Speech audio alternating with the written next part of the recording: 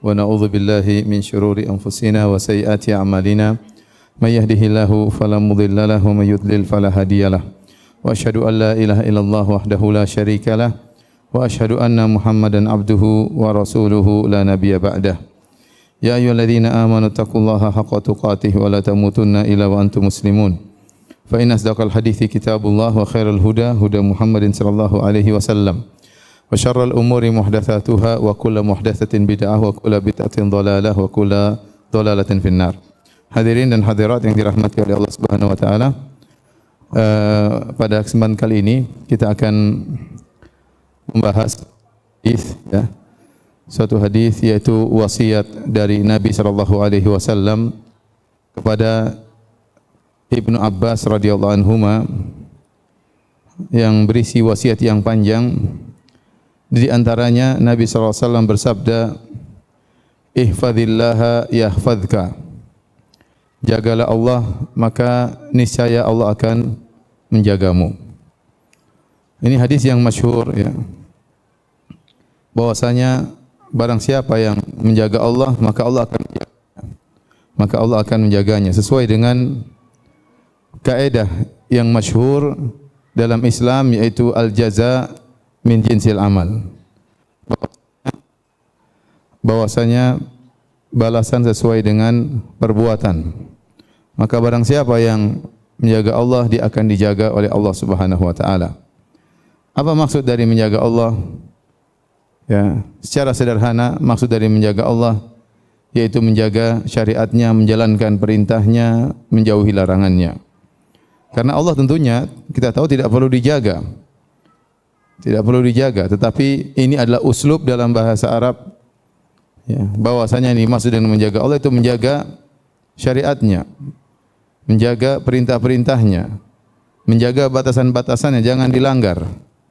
Barang siapa yang bertakwa kepada Allah Subhanahu wa taala, menjalankan seluruh perintahnya, menjauhi larangannya, maka dia akan dijaga oleh Allah Subhanahu wa taala. Sejauh mana dia menjaga Allah, sejauh mana dia menjalankan perintah Allah, menjauhi larangan Allah, maka sejauh itu pula Allah akan berikan penjagaan baginya. Sejauh itu pula Allah akan beri penjagaan baginya. Ya. Sama seperti kita berkata bahwasanya kita harus menolong agama Allah. In tansurullaha yansurkum. Tolonglah Allah maka Allah akan menolong kalian. Allah tidak perlu ditolong. Tapi Allah ingin muncul para pejuang-pejuang yang perjuangkan agama Allah Subhanahu wa taala.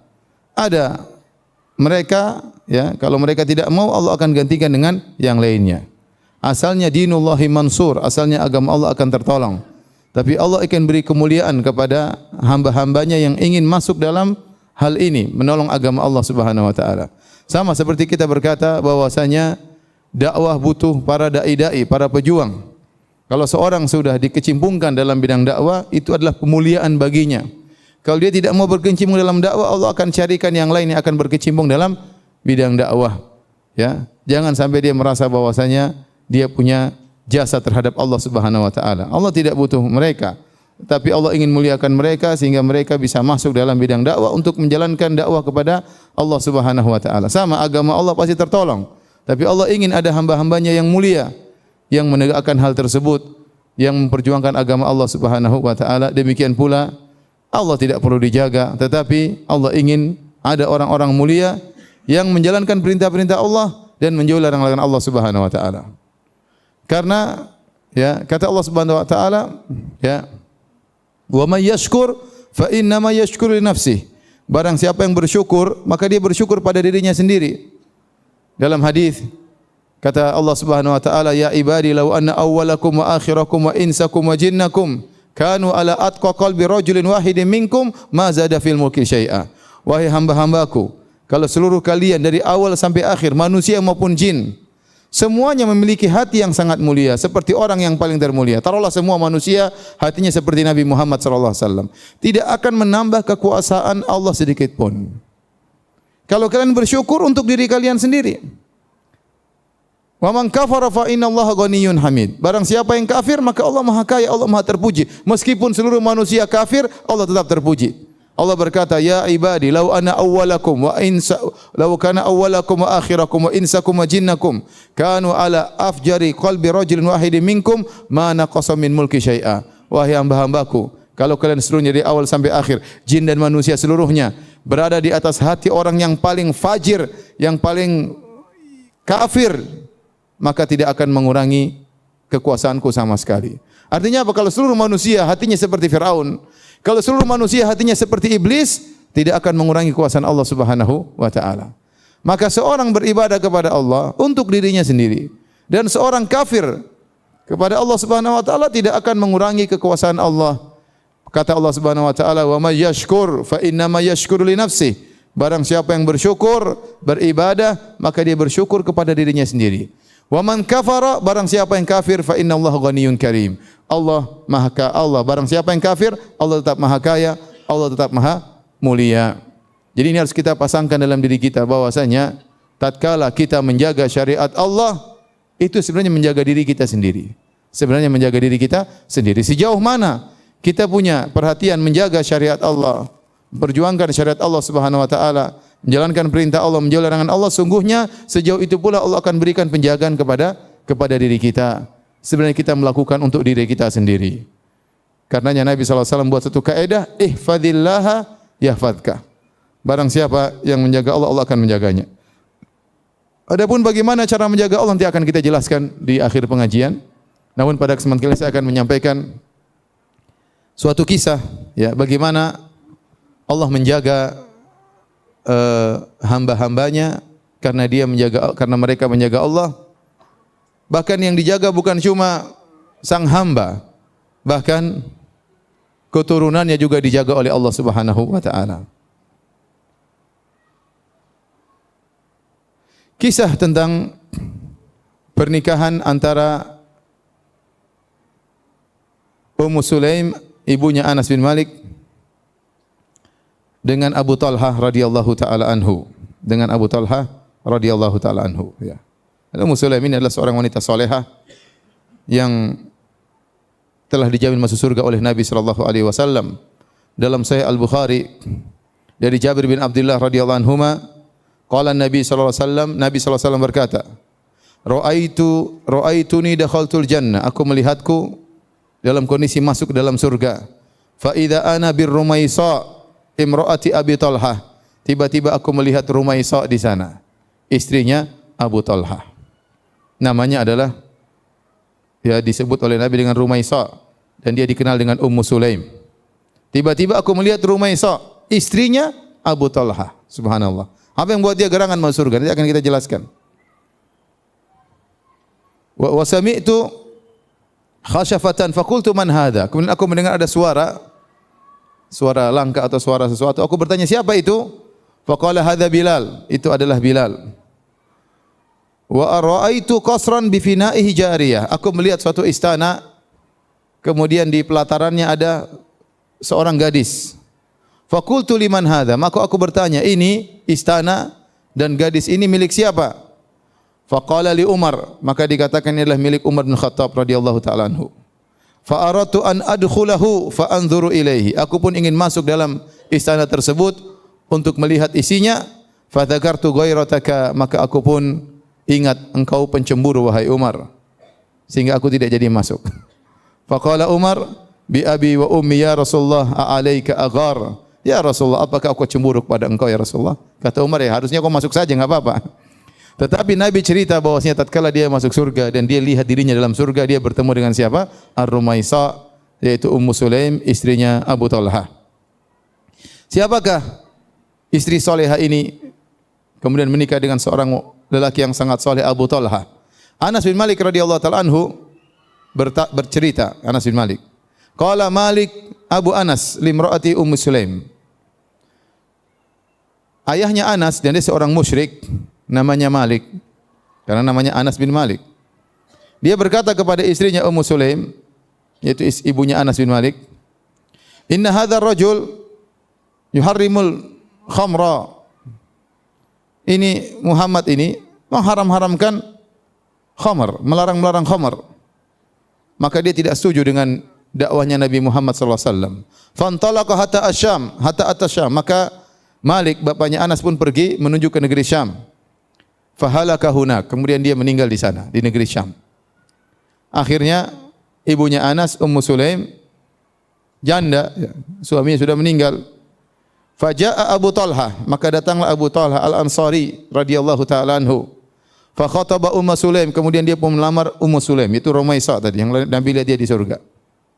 Fa kallamaha, maka dia pun ngomong, melamar Ummu Sulaim. Apa kata Ummu Sulaim? Ya Abu Talha, ma mithluka yurad. Kata Ummu Sulaim kepada Abu Talha, wahai Abu Talha, orang seperti Anda tidak mungkin ditolak lamarannya. Walakinnaka mru'un kafir, tetapi engkau kafir. Wa ana mra'atun muslimah, Abu Talha waktu itu masih kafir, masih musyrik. Wa ana mra'atun muslimah, dan saya seorang wanita muslimah. La yasluhu li an atazawwajak. Tidak boleh bagiku untuk menikah dengan engkau. Maka Abu Talha bertanya, "Madza dahruk?" Yaitu apa keinginanmu agar aku bisa menikahimu? Maka Ummu Sulaim berkata, "Wa ma dahri?" Ya. Apa keinginanku? Kata Abu Talha, "Asraf awal baydha?" Apakah kau ingin emas dan perak? Kata Ummu Sulaim, kata Rumaisah, "Fa inni la uridu safra wala baydha." Aku tidak ingin menikah denganmu, aku tidak berharap emas dan perak. Inni uridu minka al-Islam. Aku ingin kau masuk Islam. Fa in taslam fadzaka mahri wala as'aluka ghairahu. Kalau kau masuk Islam itulah maharku dan aku tidak akan nuntut selain itu. Subhanallah. Abu Talha langsung masuk Islam. Menikah dengan siapa? Ummu Sulaim, wanita salehah. Hanya menginginkan suaminya masuk apa? Islam. Dia bilang saya tidak butuh dengan emas dan perak. Apalagi dompet, apalagi tas, apalagi kerjanya ibu-ibu tiap hari browsing apa? Tas. Baik. Tunggu dulu, belum. Ini masih mukaddimah ya, belum. Nah, akhirnya Abu Talha menikah dengan Ummu Sulaim. Abu Talha menikah dengan Ummu Sulaim. Ummu Sulaim sudah punya anak, siapa? Anas bin Malik. Jadi Abu Talha itu bapak tirinya Anas bin Malik. Nah, kemudian lahirlah seorang anak dari pernikahan tersebut. Anak tersebut sangat dicintai oleh Abu Talha. Abu Talha sangat cinta kepada anak tersebut, sangat sayang anak tersebut. Anak tersebutlah yang disebut dengan Aba Umair. Waktu anak itu adik tirinya Anas, dia punya peliharaan burung. Waktu itu burung tersebut sakit, akhirnya burung itu mati. Maka Nabi SAW kebetulan main di rumahnya Anas bin Malik. Lalu Nabi ketemu dengan si kecil Abu Umair tersebut, masih kecil. Maka Nabi mencandainya, Nabi berkata, "Ya Aba Umair ma fa'ala Nugair." Padahal dia masih kecil, mungkin berapa tahun ya, mungkin 4 tahun, mungkin 3 tahun, berapa tahun. Nabi mencandai, Nabi berkata, "Wahai Abu Umair, apa yang terjadi dengan burung yang kau pelihara?" Nabi ingin ngobrol dengan dia. Ya. Inilah anaknya dari Abu Talha yang menikah dengan Ummu Sulaim. Anas bin Malik bercerita dalam hadis yang diriwayatkan oleh Imam Ahmad dalam musnadnya. Kata Anas bin Malik, "Ishtaka ibnun li Abi Talha." Anaknya Abu Talha sakit, yaitu tadi Abu Umair. Fa kharaja Abu Talha ilal masjid fatufiyal gulam. Maka dia pun pergi ke masjid, ternyata anak tersebut meninggal dunia. Padahal anak ini sangat dicintai oleh Abu Talha. Sering dia tanya, waktu anaknya sakit, tanya sama istrinya, bagaimana kondisinya. Kalau datang lagi, bagaimana kondisinya, karena sayang kepada anaknya. Apa yang dilakukan oleh Ummu Sulaim? Fahayyat Ummu Sulaim al-mayyit wa qalat li ahliha la yukhbiranna ahadun minkum Aba Talha bi wafati ibnihi. Maka dia siapkan putranya tersebut meninggal dunia. Lihat Ummu Sulaim ini putranya sendiri. Betapa tabahnya menghadapi kematian putranya. Maka dia pun mengkafankan, kemudian dia menyiapkan, kemudian dia kuburkan putranya tersebut tanpa sepengetahuan bapaknya. Karena Ummu Sulaim tahu betapa cintanya Abu Talha kepada putranya tersebut. Kemudian Ummu Sulaim berkata kepada keluarga yang di rumah, jangan seorang pun kasih tahu sama Abu Talha kalau anaknya sudah meninggal dunia. Berarti dia benar-benar kuat menghadapi itu semua. Faraja'a ila ahlihi. Kemudian dia pulang ke rumah Abu Talha, wa ma'ahu nasun min ahlil masjid, bersama sebagian sahabat-sahabatnya dari masjid. Dia bertanya seperti biasanya, "Ma'afal fa'alal gulam?" Bagaimana putraku kondisinya? Qalat khairu ma kana. Lebih baik daripada sebelumnya. Kata siapa? Ummu Sulaim. Maksudnya lebih tenang, dalam riwayat dia lebih tenang daripada sebelumnya. Dia sudah meninggal, lebih tenang. Kalau sebelumnya sakit, panas, menderita, sekarang sudah meninggal, makanya dia mengatakan dia sangat tenang, lebih tenang daripada sebelumnya. Fa qarrabat ilaihim asya'ahum, dan subhanallah dia tenang saja, dia bisa menjaga situasi perasaannya, kondisi perasaannya. Maka Ummu Sulaim tetap menyiapkan makanan buat suaminya dan tamu-tamunya. Fata'asyau, akhirnya mereka kemudian makan malam. Wa kharajal qaum, akhirnya teman-temannya Abu Talha keluar setelah makan malam. Wa qamatil mar'atu ila ma taqumu ilaihil mar'ah. Falamma kana akhirul lail. Kemudian Ummu Sulaim pun berhias, menyiapkan dirinya sebagaimana seorang istri. Kemudian dia mendekati suaminya. Malam itu akhirnya Abu Talha menggauli siapa? Ummu Sulaim. Menggauli Ummu Sulaim. Tatkala di penghujung malam, suaminya sudah tenang, sudah menggauli dia. Kemudian dia pun berkata kepada suaminya, "Ya Aba Talha, alam tara ila ali fulanin ista'aru ariyatan fatamatta'u biha, falamma tulibat ka'annahum karihu dhalik, qala ma ansafu." Kata Ummu Sulaim kepada suaminya, "Wahai Aba Talha, bagaimana menurut Anda, menurut engkau wahai suamiku, tentang suatu keluarga yang meminjam pinjaman pada orang lain. Kemudian mereka pun memanfaatkan pinjaman tersebut. Suatu hari pemilik barang tersebut minta dikembalikan pinjamannya. Lantas keluarga tersebut jengkel waktu diminta kembali barang oleh pemiliknya. Bagaimana menurut kamu?" Kata suaminya, "Ma ansafu." Kalau gitu mereka tidak benar caranya begitu. Sudah dikasih pinjaman, sudah ditolong, sudah bersenang-senang dengan menggunakan pinjaman tersebut, waktu diminta dikembalikan harusnya mereka ridha. Kenapa mereka tidak senang? Qalat, ini mukaddimah dari Ummu Sulaim. Maka Ummu Sulaim berkata, "Fa inna ibnaka kana ariyatan minallahi tabaraka wa ta'ala." Sungguhnya putramu adalah titipan dari Allah Subhanahu wa ta'ala. Wa inna Allaha qabadahu, sungguhnya Allah telah mencabut nyawanya, mengambil kembali titipannya. Fartaja'a fastarja'a wa hamidallah. Abu Talha begitu sedih, apa yang dia ucapkan? Inna lillahi wa inna ilaihi raji'un, alhamdulillahi ala kulli hal. Tengah malam ini, setelah berhubungan, baru dia sampaikan. Maksudnya apa? Dia ingin suaminya tenang, senang dulu, baru disampaikan kabar ini. Subhanallah. Jadi ini dua suami istri yang luar biasa. Ya, istrinya juga tidak kalah luar biasa. Bayangkan putranya meninggal dan dia bisa tabah dan tidak kelihatan itu semua. Dan dia bisa mengajak suaminya untuk bergaul. Dan suaminya tatkala diberitahu pun dalam kondisi tenang dengan berkata, "Inna lillahi wa inna ilaihi raji'un, alhamdulillah ala kulli hal." Kita adalah milik Allah dan semuanya akan kembali kepada Allah, dan segala puji bagi Allah dalam segala kondisi. Falam asbaha goda ala Rasulillah sallallahu alaihi wasallam. Tatkala pagi hari dia pun kabarkan kepada Nabi sallallahu alaihi wasallam apa yang terjadi. Maka Nabi berkata, "A'rastumul lailah?" Apakah tadi malam kalian berhubungan? Nabi tanya, "Apakah semalam kalian berhubungan?" Kata Abu Talha, "Iya ya Rasulullah." Maka Rasulullah SAW berdoa, "Barakallahu lakuma fi lailatikuma." Semoga Allah berkahi malam tadi kalian berhubungan. Dan benar, akhirnya Ummu Sulaim hamil gara-gara hubungan tersebut. Fahamilat bi Abdullah, lahir dia hamil seorang anak, dan Ummu Sulaim ya dalam kondisi hamil beberapa kali ikut serta safar bersama Nabi. Nabi tahu bahwasanya Ummu Sulaim dalam kondisi hamil ya. Ya, kalau kamu melahirkan kabarkan kepadaku ya. Kemudian akhirnya Ummu Sulaim melahirkan di malam hari. Fawaladat hulailan. Dia pun melahirkan putranya di malam hari. Wa karihat an tuhannikahu hatta yuhannikahu Rasulullah sallallahu alaihi wasallam. Maka dia tidak ingin mentahnik. Kebiasaan orang Arab kalau anak baru lahir, maka dia pun mengunyah korma terus dimasukkan ke dalam mulut sang bayi. Tetapi Ummu Sulaim ingin mencari keberkahan dari Rasulullah sallallahu alaihi wasallam. Maka dia tidak mau memasukkan korma dalam mulut anaknya. Anaknya nangis disabar-sabarin.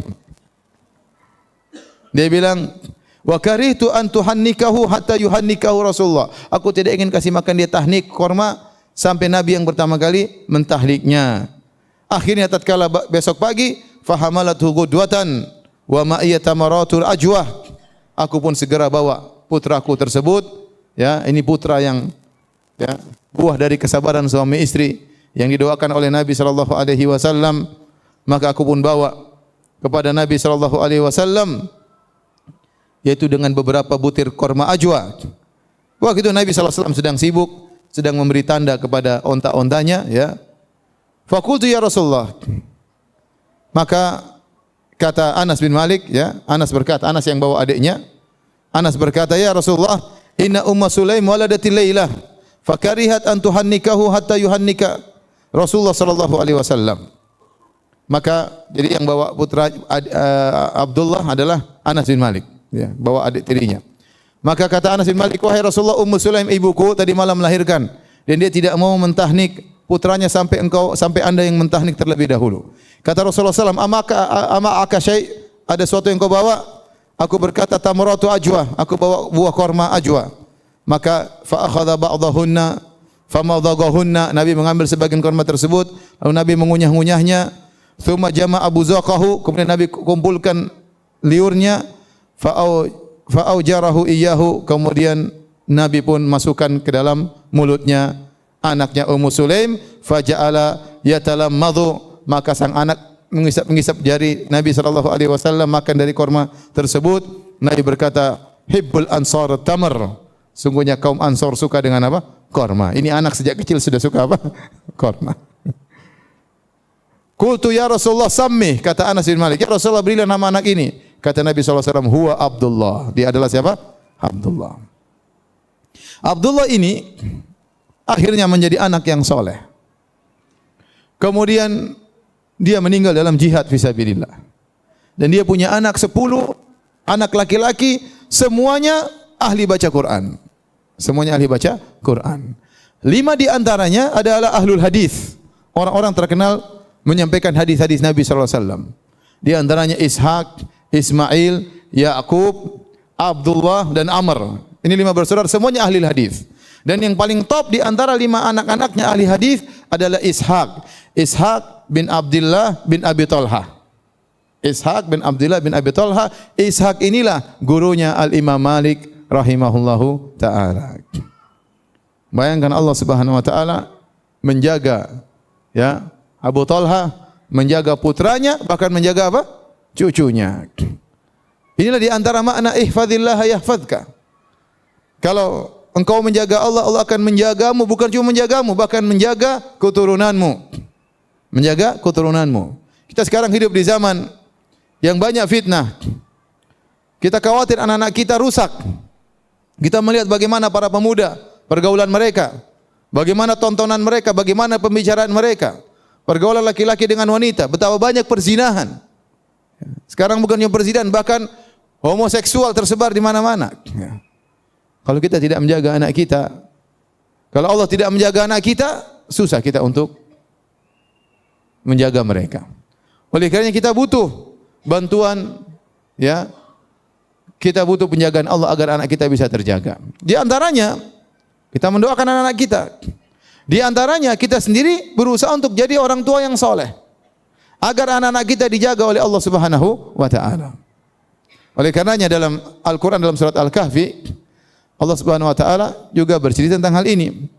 Tentang Nabi Musa dan Nabi Khadir tatkala mereka berdua bertamu ke suatu kampung dan mereka tidak dijamu.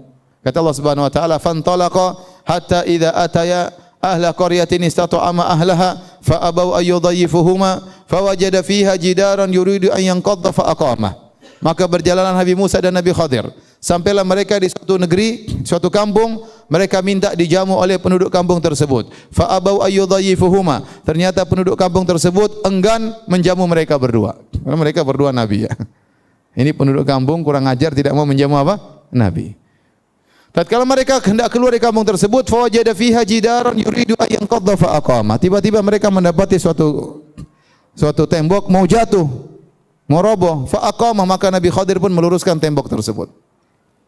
Musa bertanya, "Kenapa Anda meluruskan tembok tersebut?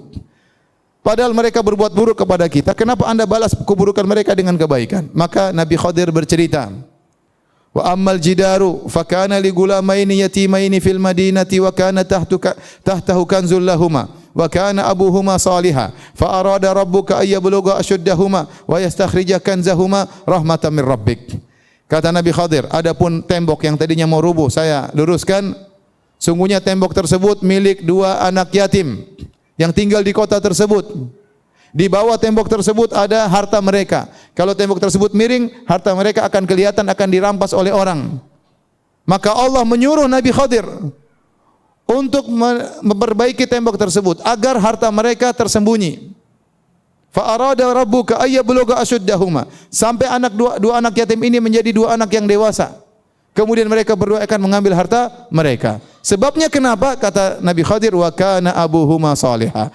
Karena orang tua mereka ini saleh. Kata sebagian ulama seperti Ibnu Abbas radhiyallahu anhuma, beliau berkata, hufidha li salahi abihima.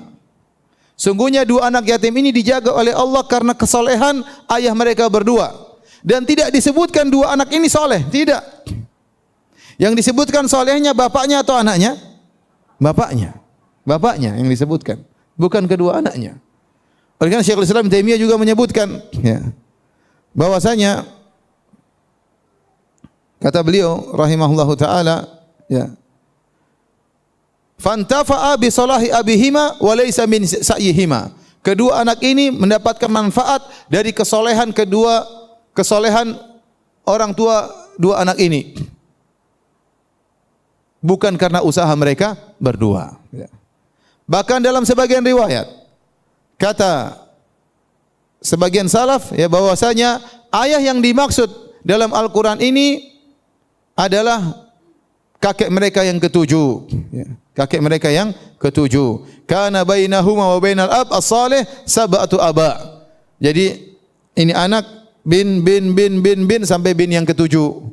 Dijaga 7 turunan oleh siapa? Allah Subhanahu wa taala. Ini luar biasa berarti bapaknya. Solehnya luar biasa. Sampai dijaga oleh Allah sampai 7 turunan.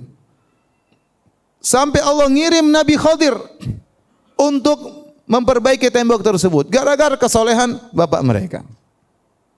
Karenanya hadirin hadirat yang rahmati Allah Subhanahu wa taala, kesolehan kita sangat berpengaruh dengan nasib anak-anak kita. Kalau kita ingin anak-anak kita dijaga oleh Allah, berusahalah kita menjadi orang tua yang baik, orang yang tua yang soleh. Bagaimana kita ingin anak-anak kita soleh, sementara kita hobinya nonton sinetron, nonton India, sama nonton Korea, repot. Ya, saya nggak tahu sekarang lagi rame film Korea, ya.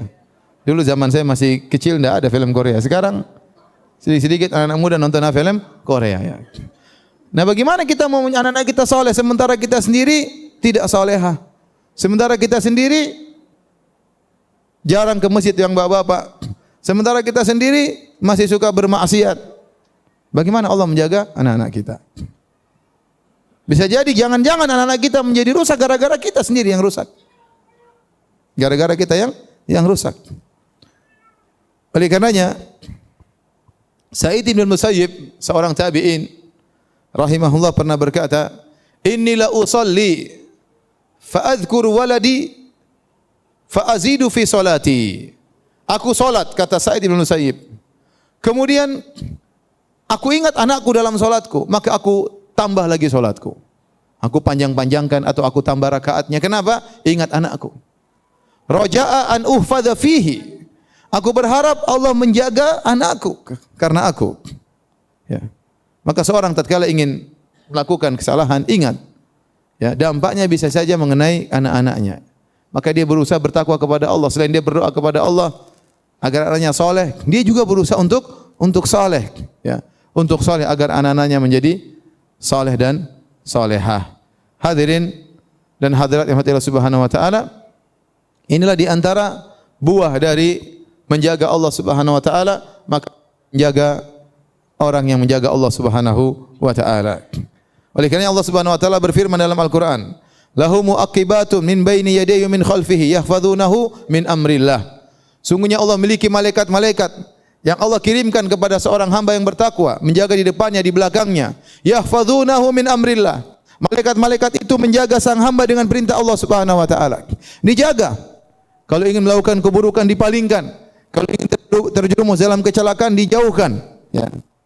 Allah mengirim malaikat-malaikat untuk menjaga orang-orang yang beriman. Ada penjaga. Dan itu sering, ya, Allah palingkan kita dari kerusakan, dari kehancuran, bukan karena tiba-tiba, bukan karena kebetulan, tapi ada yang atur. Ya, Allah Subhanahu wa taala ingin menjauhkan kita dari keburukan tersebut, ya. Ya. Dan itu bukan hal yang kebetulan, tapi memang sudah diatur oleh Allah Subhanahu wa taala. Tiba-tiba kita disuruh belok ke sini, tiba-tiba kita suruh jalan yang lain, ya. Sampai kata sebagian ulama, terkadang Allah menjaga kita dari hal-hal yang kita semangati, kita inginkan. Ada seorang sudah semangat untuk meraih harta, dia sudah masuk dalam perdagangan, kemudian ternyata dia tidak berhasil. Dia menyangka dia tidak berhasil, saya kalah sama kawan-kawan saya lebih jago berdagang. Tapi ternyata itu Allah palingkan dia. Dia rajin sholat, rajin beribadah, tapi Allah palingkan dia kalah dalam perdagangan tersebut. Karena Allah tahu kalau dia berdagang, kalau dia kaya, dia akan lupa kepada Allah Subhanahu wa taala. Kalau dia punya uang banyak, dia akan lalai dari beribadah kepada Allah Subhanahu wa taala. Dia menyangka bahwasanya dia tidak berhasil karena kehebatan teman-temannya. Tidak, sebenarnya dia hebat. Tetapi Allah palingkan dia supaya dia tidak terjerumus dalam hal yang dia benci. Wa asa an tuhibbu syai'an wa huwa syarrul lakum. Bisa jadi engkau mencintai sesuatu dan buruk bagimu. Bisa jadi seorang begitu semangat untuk meraih jabatan dengan perjuangan luar biasa, sudah berusaha sendiri, tapi Allah tidak menjadikan dia berhasil. Allah buat dia kalah. Kenapa? Bisa jadi kalau dia menang, dia lupa dengan namanya pengajian, dia lupa dengan takwa kepada Allah, ya. Lupa untuk baca Quran, tersibukkan dengan hal yang tidak bermanfaat, maka Allah buat dia gagal. Bukan karena dia tidak hebat, dia hebat. Tapi Allah tahu dia belum pantas untuk masuk di ajang tersebut. Dia belum pantas. Belum saatnya dia masuk dalam kancah tersebut. Maka Allah buat dia gagal. Ini contoh adalah penjagaan Allah Subhanahu wa taala kepada seorang hamba. Allah mudahkan urusannya kalau dia menjaga Allah Subhanahu wa taala, takwa kepada Allah Subhanahu wa taala. Wa may yattaqillaha yaj'al lahu makhraja wa yarzuqhu min haitsu la yahtasib. Barang siapa bertakwa kepada Allah Subhanahu wa taala, Allah berikan solusi kepadanya dan Allah akan memberikan rezeki dari arah yang dia tidak sangka-sangka. Nah, kalau seorang ternyata banyak masalah, dizalimi orang, orang diganggu orang, masalahnya tidak pernah selesai-selesai, tidak ada solusinya, maka hendaknya dia introspeksi diri. Jangan-jangan dia bermasalah. Jangan-jangan dia bermasalah sama Allah Subhanahu wa taala. Jangan-jangan dia menzalimi orang lain. Jangan-jangan dia tukang maksiat. Jangan-jangan dia tidak beres di rumahnya. Jangan-jangan dia enggak beres sama pembantunya misalnya, sama pegawainya, sama istrinya, sama suaminya. Cek. Kenapa bisa demikian? Orang mukmin pasti dikasih ujian, namun pasti ada solusinya. Pasti ada solusinya. Kita orang mukmin, orang beriman pasti ada ujiannya. Allah sudah janji akan kasih ujian. Tetapi pasti ada solusinya. Nah, kalau enggak ada solusinya, berarti kita introspeksi, jangan-jangan kita bermasalah. Hadirin dan hadirat yang Subhanahu wa taala. Secara umum, penjagaan Allah terhadap seorang hamba dalam dua hal. Penjagaan Allah terhadap seorang hamba dalam dua hal. Pertama, Allah menjaga agamanya, yang kedua Allah menjaga dunianya. Allah menjaga agamanya, yaitu Allah menjauhkan dia dari hal-hal yang menyimpang, hal-hal yang menyesatkan. Jauhkan dia dari syubhat-syubhat, jauhkan dia dari pemikiran liberal, dari pemikiran firqah-firqah yang sesat, dijauhkan dari pemikiran-pemikiran Khawarij, Syiah dan yang lainnya. Allah jauhkan dia. Mungkin otaknya tidak begitu cerdas, tapi begitu dia baca syubhat-syubhat tidak masuk, dia tidak bisa terima, tidak logis bagi dia. Ada sebagian orang cerdas, tatkala baca syubhat-syubhatnya liberal, bahkan ateis malah terjebak. Malah terjebak, Allah tidak jaga dia. Sementara ada orang yang mungkin tidak begitu cerdas, tapi dengan logikanya yang sederhana, dia bisa bantai itu semua. Sementara ada orang yang pintar, namun karena Allah tidak jaga dia, begitu dia membaca syubhat-syubhat, langsung terbawa dalam pemikiran tersebut. Jadilah dia punya pemikiran-pemikiran yang menyimpang.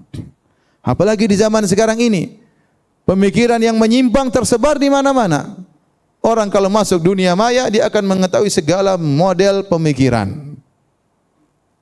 Nah, kalau Allah tidak jaga dia, anak kita misalnya tidak dijaga, maka dia pingin tahu. Pingin tahu, dia baca, akhirnya terjebak.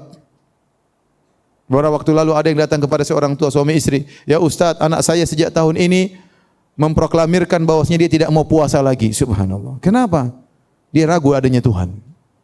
Gara-gara baca. Baca ini, baca anu, baca ini, baca ini, kejebak. Tidak dijaga oleh Allah Subhanahu wa taala. Nah, kalau orang bertakwa kepada Allah, setiap hari berdoa ihdinas siratal mustaqim, ya Allah tunjukkanlah aku jalan yang lurus, dan dia tulus dalam ibadahnya, maka Allah akan menjaga dia. Oleh karenanya dalam hadis qudsi kata Allah Subhanahu wa taala, "Wala yazalu 'abdi yataqarrabu ilayya bin nawafil hatta uhibbah." Senantiasa seorang hamba mendekatkan dirinya kepadaku dengan perkara-perkara yang sunnah sampai aku mencintainya. Seorang berusaha, bukan cuma yang wajib-wajib saja, yang sunnah-sunnah dia kerjakan. Ibu-ibu alhamdulillah salatnya waktu tidak ditinggalkan. Jangan lupa salat rawatib, qabliyah dan ba'diyah. Ibu-ibu insyaallah salat puasa bulan Ramadan tidak meninggalkan. Jangan lupa puasa sunnah kalau ada kesempatan puasa sunnah Senin Kemis atau 3 hari dalam sebulan, ya. Sisihkan waktu untuk berpuasa di jalan Allah Subhanahu wa taala. Ibu-ibu yang wajib-wajib sudah dikerjakan, jangan lupa baca Quran, berusaha mendekatkan diri kepada Allah dengan perkara-perkara yang sunnah. Jangan lupa zikir pagi petang. Kata Allah Subhanahu wa taala, "Wala yazalu 'abdi yataqarrabu ilayya bin nawafil." Senantiasa hamba-Ku mendekatkan dirinya kepadaku dengan perkara-perkara yang sunnah hatta uhibbah, sampai aku pun cinta kepadanya. Jadi kalau Anda ingin dicintai oleh Allah, itu caranya. Saya tidak melarang browsing tas, ya, tidak melarang. Cuma jangan waktuku banyak, ya. Buka ini lihat lagi browsing. Lihat. Kurang jelas begini. Padahal duit enggak ada juga. Jadi saya tidak melarang, daripada lihat yang macam-macam mending lihat tas, ya. Tetapi jangan sampai waktunya habis. Jangan terlalu banyak grup sehingga banyak ketawa ketiwi yang kurang bermanfaat. Ketawa ketiwi itu bagus, tapi dia seperti garam, kalau kebanyakan enggak enak. Benar. Ketawa ketiwi baik, canda itu baik. Kebanyakan jadi enggak enak, jadi hambar akhirnya. Kita kalau sama kawan ketawa terus jadi enggak enak. Sekali ketawa indah. Terus-terusan, ya, kayak orang gila ketawa terus. Jadi waktu kita banyak terbuang, terutama di zaman sekarang ini. Ibu-ibu zaman dulu tidak seperti ibu-ibu zaman now. Kalau zaman dahulu ujian kurang, ya, cobaan kurang. Sekarang hal-hal yang menggoda terlalu banyak. Oleh karenanya, bagaimana kita ingin dicintai oleh Allah kita sementara kita malas untuk menjalankan ibadah kepada Allah. Allah tadi berkata, "Wala yazalu 'abdi yataqarrabu ilayya bin nawafil hatta uhibbah." Senantiasa hamba-Ku mendekatkan dirinya kepadaku dengan perkara-perkara yang sunnah sampai aku mencintainya. Kemudian kata Allah, "Fa idza ahbabtuhu." Kalau aku sudah mencintainya, kuntu sam'ahu alladhi yasma'u bihi wa basarahu alladhi yubsiru bihi. Aku akan jadi pendengarannya, aku akan menjadi penglihatannya, aku akan menjadi tangannya, aku akan menjadi kakinya, kata Allah Subhanahu wa taala. Apa maksudnya? Yaitu aku akan bimbing dia. Aku akan bimbing pendengarannya, tidak dibiarkan mendengarkan hal yang haram. Tahu-tahu dia enggak suka dengar gibah, enggak tahu-tahu kenapa, tahu-tahu dia enggak suka. Dulunya dia suka nonton acara gibah. Dulunya dia selalu ada acara gibah paling depan di televisi.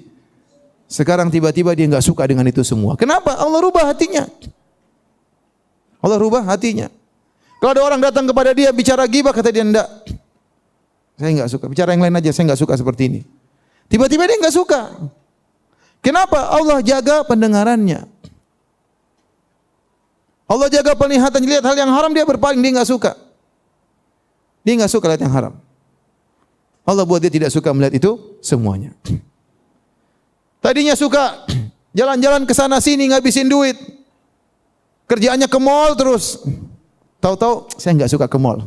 Kenapa? Sekarang online aja. Sama aja kalau begitu. Tapi maksudnya dia hal-hal yang tidak bermanfaat sudah malas. Jadinya suka jalan-jalan ngabisin waktu, ngabisin duit. Sekarang mulai berhenti. Kenapa? Allah rubah hatinya. Kenapa? Sementara ini dia selalu dekatkan dirinya kepada Allah. Allah kalau sudah cinta kepada seorang hamba, Allah akan jaga dia.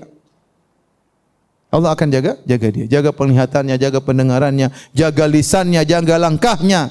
Dijaga oleh Allah Subhanahu wa taala. Ini di antara bentuk penjagaan Allah. Kalau seorang menjaga Allah, ihfazillah yahfazka, jagalah Allah maka Allah akan menjagamu. Di antaranya adalah Allah akan bimbing dia dalam masalah agama.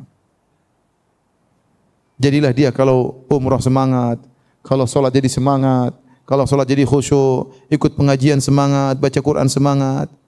Ya, kenapa? Allah jaga dia. Dan ini yang sangat penjagaan yang sangat kita perlukan. Kita lihat betapa banyak orang sekarang di zaman ini. Dahulunya kita lihat mereka alim, sekarang di penghujungnya malah hancur. Malah membela pemikiran liberal. Allah tidak jaga dia. Kalau anda ingin meninggal dalam kondisi husnul khatimah, dengan pemikiran yang benar, tidak menyimpang, tidak tersesat, maka berusaha jaga Allah Subhanahu wa taala. Sehingga tatkala meninggal dalam kondisi di atas akidah yang benar. Benar ini saya berkata, ibu rahmatillah subhanahu. Saya lihat beberapa orang yang dahulunya baik, yang dahulunya membela sunnah Nabi SAW, di akhir berubah. Semoga dikembalikan Allah. Tapi kalau tidak, meninggal dalam kondisi menyimpang. Itu semua karena masa lalunya. Tidak mungkin Allah berikan seperti itu di ujungnya. Tapi ada masa lalunya yang bermasalah. Ada masa lalunya yang bermasalah. Wali'adzubillah. Maka seorang menjaga Allah agar dia dijaga agamanya. Ini yang pertama. Ternyata kalau orang menjaga Allah bukan cuma dijaga agamanya saja, dijaga juga dunianya. Dan ternyata bukan cuma dia saja yang dijaga, keluarganya dijaga, istrinya dijaga, anak-anaknya dijaga, oleh hartanya dijaga oleh Allah Subhanahu wa taala. Jika dia menjaga Allah Subhanahu wa taala. Saya pernah sampaikan kisah, ada seorang ya punya anak banyak ya. Dia tidak begitu perhatian sama anaknya karena kesibukannya, tetapi anak-anaknya jadi soleh semua. Anak-anaknya soleh semua. Waktu ditanya, ya fulan bisa anak banyak soleh semua. Kata dia, saya yakin waktu saya mau berhubungan sama istri saya baca doa. Doa mau berapa? Berhubungan. Ya. Dan dalam hadis disebutkan bahwa saya mengucapkan doa itu maka dia tidak akan diberi kemudaratan oleh syaitan. Maka saya yakin dengan doa tersebut dan saya yakin Allah akan menjaga anak-anakku. Ada ketakwaan, bahkan tatkala tidak berhubungan dia bertakwa kepada Allah Subhanahu wa taala. Ya kadang kita heran ya. Ya kita punya, apalagi kalau kawan-kawan di Arab Saudi sana, atau anak 24 orang, anak 15 orang, ada kawan saya 55 bersaudara, Masya Allah. Itu gimana mau jaga 55 orang anak? Namanya saja lupa. Bingung ya. Ada kawan cerita dia punya tetangga anaknya 13, laki-laki semua, belum perempuannya, 13. Kalau sholat jamaah 13 semua di saf, Masya Allah. Ada satu yang lari-lari dia pegang, kamu anaknya ibumu yang mana? Dia bingung sendiri. Karena istrinya banyak, dia bingung. Kamu ini anak dari ibu yang mana? Saking banyak anaknya dia lupa. Tapi semuanya ke masjid. Tapi semuanya yang mana? Ke masjid. Siapa yang bisa jaga mereka? Allah Subhanahu wa taala. Kalau kita enggak mampu jaga mereka, gimana mau jaga anak kita? Dia di sekolah ketemu dengan kawan-kawan kita enggak tahu ketemu kawannya siapa. Bagaimana kita menjaga anak kita di rumah bersendirian kemudian buka internet apa yang dilihat kita enggak tahu. Kalau bukan Allah yang jaga, kita enggak bakalan bisa menjaga. Allah, kalau kita menjaga Allah, maka Allah akan jaga kita. Kita pun dijaga. Anak kita dijaga, istri kita dijaga. Kalau kita bermasalah, ibu kalau suaminya biar dijaga, tidak direbut oleh pelakor. Pelakor itu perebut laki orang ya. Jaga diri, bertakwa kepada Allah, berdoa kepada Allah, ya Allah jagalah suamiku ya Allah. Jauhkan dia dari wanita-wanita yang pelakor ya misalnya. Berdoa kepada Allah. Jadi kita dijaga bukan cuma diri kita, bahkan keluarga kita dijaga oleh Allah Subhanahu wa taala. Dunia kita dijaga oleh Allah Subhanahu wa taala. Di Saudi saya sering ketemu orang-orang umurnya saya panjang-panjang, 90, 80, masih segar-segar, 80 lebih, masih kuat, masih sehat. Ya. Sebenarnya Allah mengatakan barang siapa tatkala di masa mudanya dia menjaga dirinya, menjaga pandangannya, menjaga pendengarannya, maka dia tidak di akhir hayat pun dia masih bisa melihat dengan baik, masih bisa mendengar dengan baik, diberi kesehatan oleh Allah Subhanahu wa taala. Kenapa? Karena dia jaga di masa mudanya. badan-badannya, anggota tubuhnya dia jaga karena Allah Subhanahu wa taala, maka Allah menjaganya tatkala di masa tua. Jadi bukan cuma agama yang dijaga, dunia pun dijaga. Kalau orang pedagang bertakwa kepada Allah Subhanahu wa taala, yang membayar zakat, insyaallah hartanya dijaga oleh Allah Subhanahu wa taala. Saya pernah dengar ceramah di radio Arab Saudi. Waktu itu sempat terjadi bencana sehingga banyak onta-onta yang mati, banyak kambing-kambing yang mati. Pemerintah membuka bantuan. Orang-orang yang onta-ontanya mati datang lapor kepada pemerintah. Sehingga diberi apa? Ganti. Seorang bercerita, waktu ada orang datang dilapor sekian ontanya mati tiba-tiba. Maka dia lapor ke hakim. Laporan tersebut dipanggil. Hakim tersebut bertanya kepada dia, "Jangan-jangan kau enggak bayar zakat?" Maka terdiamlah orang tersebut. Terdiamlah orang apa? Tersebut. Kalau dia bayarkan, dia bilang, "Saya bayar Pak Hakim." Tapi dia diam. Dia tidak bisa jawab. Bisa jadi harta orang kemudian harta seorang terkena musibah. Kenapa dia tidak bertakwa kepada Allah? Zakat dia tidak pernah bayar. Atau kemudian dikasih sakit oleh Allah sehingga hartanya habis semuanya untuk sakitnya tersebut. Oleh karenanya seorang bertakwa kepada Allah agar dijaga dunianya juga, bukan cuma akhiratnya, bukan cuma agama yang dijaga, dunia pun dijaga oleh Allah Subhanahu wa taala. Nah, sekarang kita sampai pada pembahasan terakhir, bagaimana menjaga Allah Subhanahu wa taala. Hadirin dan hadirat yang dirahmati oleh Allah Subhanahu wa taala, sungguhnya orang yang menjaga Allah Subhanahu wa taala dipuji oleh Allah dalam banyak ayat dalam Al-Qur'an. Allah sebutkan di antaranya mereka adalah para penghuni surga. Dalam surat Qaf Allah sebutkan tentang para penghuni surga orang bertakwa. Kata Allah Subhanahu wa taala, "Wa uzlifatil jannatu lil ghairu ba'id. Hadza ma tu'aduna likulli awwabin hafiz." Man khasyiyar rahmana bil ghaibi wa jaa'a biqalbin munib. Udkhuluha bisalamin dzalika yaumul khulud. Lahum ma yasha'una fiha wa ladaina mazid. Kata Allah Subhanahu wa taala, pada hari kiamat kelak, uzlifatil jannatu lil muttaqin. Surga didekatkan kepada orang-orang yang bertakwa. Mereka dimuliakan, surganya digiring oleh Allah kepada mereka sehingga mereka melihat keindahan semakin dekat kepada mereka. Untuk masuk. Dikatakan kepada mereka, hadza ma tu'adun. Inilah yang dijanjikan kepada orang-orang yang bertakwa. Siapa orang bertakwa tersebut? Likulli awwabin hafiz. Orang yang senantiasa awwab, senantiasa kembali kepada Allah, selalu ingat kepada Allah, dalam kondisi senang ingat kepada Allah, dalam kondisi susah ingat kepada Allah, tatkala bermaksiat segera kembali kepada Allah, namanya awwab. Senantiasa kembali kepada Allah, senang dia bersyukur kepada Allah. Lagi maksiat dia beristighfar kepada Allah, lagi sedih dia mengatakan inna ilaihi raji'un, ingat selalu kepada Allah. Kemudian likulli awwabin hafiz, yang selalu menjaga. Di antara ciri orang bertakwa di jamin surga adalah orang yang senantiasa menjaga. Kata para ulama, yaitu menjaga perintah Allah, menjaga dirinya, menjaga hak-hak Allah, dan menjaga batasan-batasan Allah. Jangan dia langgar, jangan dia terjang, jangan dia bermaksiat kepada Allah Subhanahu wa taala. Ini demikian juga tatkala Allah sebutkan tentang orang-orang berjihad di jalan Allah Subhanahu wa taala, yang Allah janjikan bagi mereka surga. Allah sebutkan sifat-sifat mereka, di antaranya at-taibunal abidunal hamidun as-saihun ar-raqiun as-sajidun al-amiruna bil ma'ruf wan nahuna 'anil munkar wal hafizuna li hududillah. Ciri-ciri penghuni surga. Allah sebutin orang senantiasa bertobat, ya. Kemudian senantiasa memuji Allah Subhanahu wa taala, dan seterusnya sampai Allah mengatakan wal hafizuna li hududillah, yaitu orang-orang yang menjaga batasan-batasan Allah Subhanahu wa taala. Mereka ciri-ciri penghuni surga. Taib. Di antara ayat-ayat yang mengkhususkan amalan-amalan tertentu untuk dijaga, ada amalan-amalan tertentu yang hendaknya dijaga, seperti Allah menyuruh kita untuk menjaga salat. Kata Allah dalam surat Al-Baqarah ayat 238, kata Allah, hafizu ala salawati was salatil wusta wa qumu lillahi qanitin. Kata Allah, jagalah salat dan jagalah salat asar. Allah suruh jaga salat. Ibu-ibu jaga salat, jangan sampai malas-malasan. Jaga salat itu maksudnya kita jaga, kerjakan pada waktunya. Kita kerjakan salat dalam kondisi semangat, bukan dalam rangka melepaskan beban. Kita latih diri kita sampai kita menikmati salat tersebut. Bagaimana caranya? Kita kebanyakan, saya tidak mengatakan antum, saya katakan kita. Kebanyakan kita salat dalam kondisi merasa beban.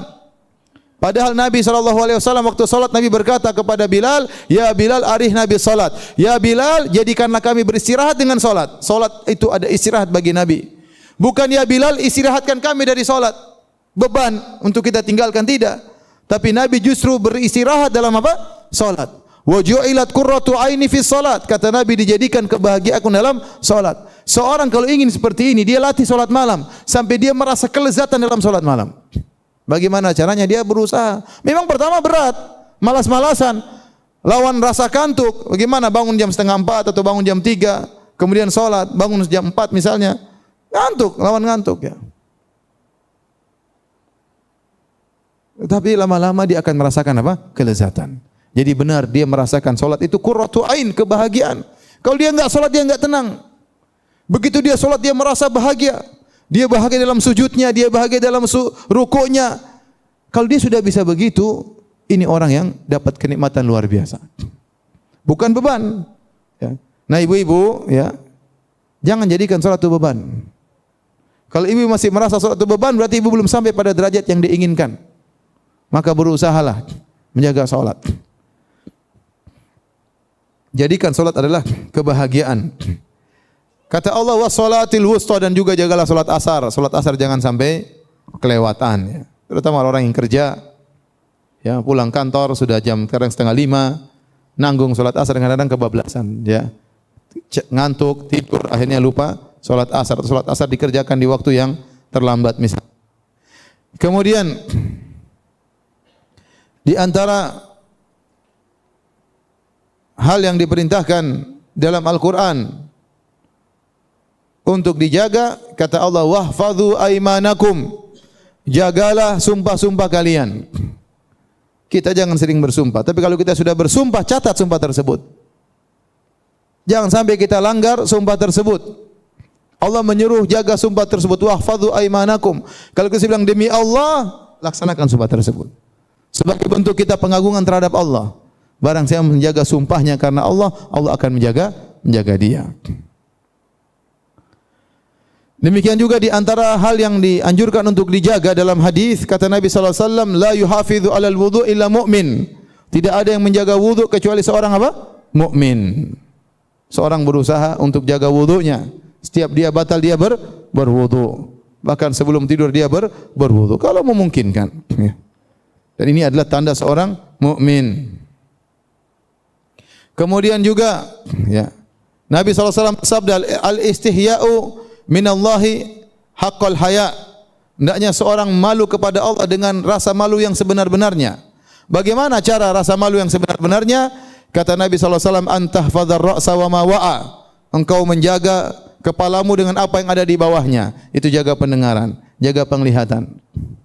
Kalau kita ingin dijaga Allah, jangan jelalatan. Jangan lihat hal-hal yang tidak dibenarkan. Ya, jangan mendengarkan hal-hal yang diharamkan. Wa tahfadzal batna wa ma hawa, dan jagalah juga perut dan apa di dalamnya. Itu jangan sampai makan yang haram. Jangan sampai makan yang haram. Kenapa? Karena semua penglihatan, pendengaran akan dimintai pertanggungjawaban oleh Allah Subhanahu wa taala. Kata Allah Subhanahu wa taala, inna sam'a wal basara wal fuada kullu ulaika kana anhu mas'ula. Sungguhnya pendengaran, penglihatan, hati, semua itu akan diminta pertanggungjawaban oleh Allah Subhanahu wa taala. Kemudian di antaranya yang paling penting juga Nabi mengkhususkan jaga lisan. Kata Nabi, man hafidha ma baina lahyaihi wa ma baina rijlaihi dakhalal jannah. Barang siapa yang menjaga lisannya dan menjaga kemaluannya, dia masuk surga. Kenapa? Kebanyakan orang terjerumus dalam neraka jahanam gara-gara lisannya. Oleh karena seorang hati-hati. Ibu-ibu tatkala bergaul, tatkala berkomentar di grup WhatsApp atau di medsos, hati-hati. Tatkala berteman dengan kawan, ngobrol hati-hati. Jangan sampai masuk dalam ghibah, jangan sampai masuk dalam namimah. Jauhi sering katanya dan katanya.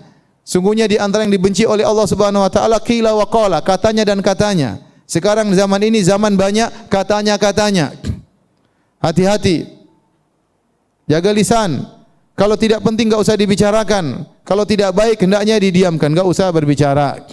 Sebagaimana berbicara kebaikan adalah ibadah, diam dari keburukan juga adalah ibadah. Sungguh ada ibadah yang agung, tidak susah, cuma diam dapat pahala. Tetapi susahnya orang diam itu susah. Maunya ngomong. Ustaz aja maunya ngomong.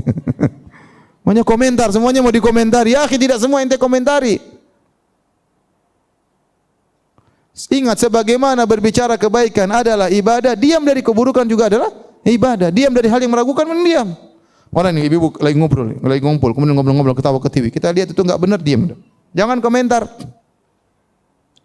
Jangan komentar. Di grup lagi bertengkar, menurut anti komentar enggak ada manfaatnya, enggak usah komentar, diam, tahan diri. Itu ibadah. Ibadah. Lau kana al-kalamu min al-fiddah lakana sukutu min adh-dhahab.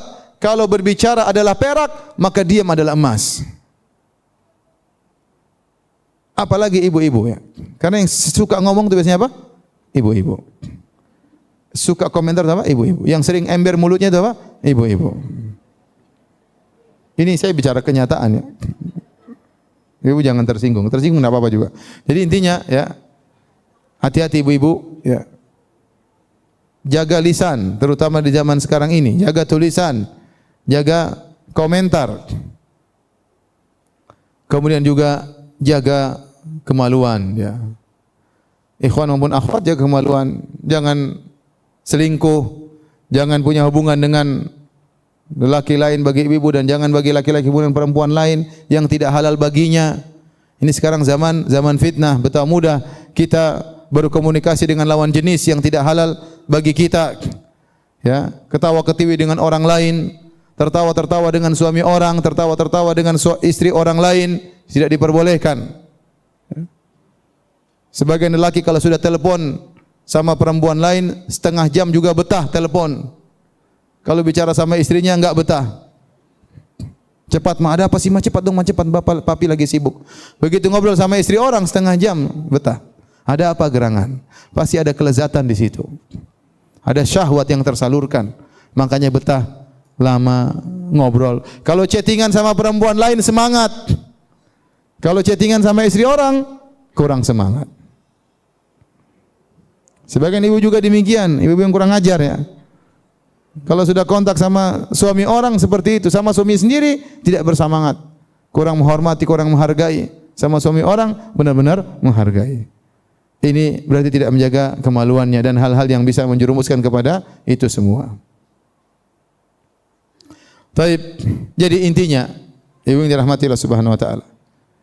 Yang dimaksud menjaga Allah adalah menjaga perintah-perintahnya. Wa hafidha huquqahu, menjaga hak-hak Allah. Di antaranya hak Allah adalah kita mentauhidkan Allah, jangan berbuat syirik sama sekali. Kemudian wa hafidha hududahu, menjaga batasan-batasannya, jangan kita langgar. Jangan kita melakukan hal yang diharamkan oleh Allah Subhanahu wa taala. Barang siapa yang menjaga ini semua, maka dia akan dijaga oleh Allah Subhanahu wa taala. Sejauh mana dia semakin kuat menjaga hal tersebut, dia akan semakin dijaga oleh Allah Subhanahu wa taala. Dan betapa butuhnya kita di zaman sekarang untuk saling mengingatkan. Jangan lupa berteman dengan wanita-wanita yang soleha, ikhwan-ikhwan berteman dengan ikhwan-ikhwan yang soleh, agar saling menjaga di antara mereka, saling mendoakan, saling mengingatkan. Di zaman sekarang kita butuh dengan teman-teman yang baik, agar kita terjebak dengan komunitas yang baik dan terjauhkan dari komunitas yang buruk. Wallahu ta'ala alam bisawab. Kalau ada yang bertanya saya persilahkan.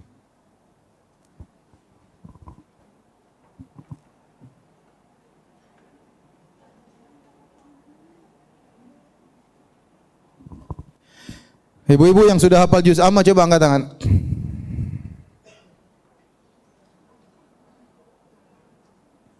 Ada yang hafal juz amma? Enggak ada.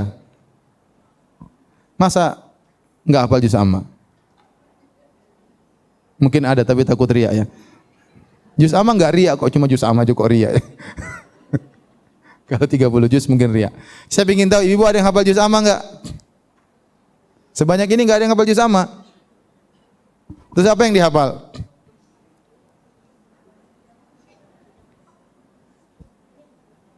Saya nasihatkan kepada ibu-ibu isi waktu. Di antara isi waktu yang benar buat kita bermanfaat adalah menghafal Al-Quran.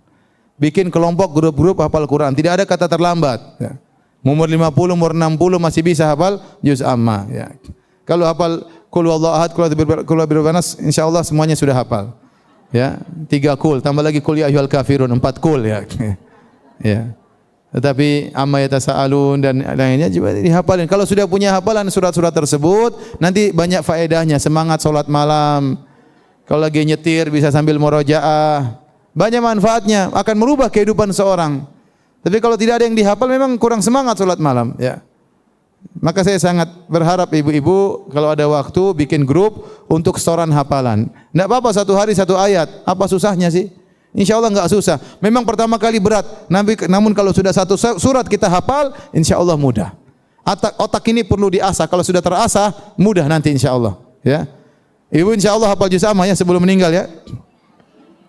Bilang iya aja kurang semangat. Ibu-ibu nanti hafal juz amma sebelum meninggal ya. Insya Allah. Insya Allah.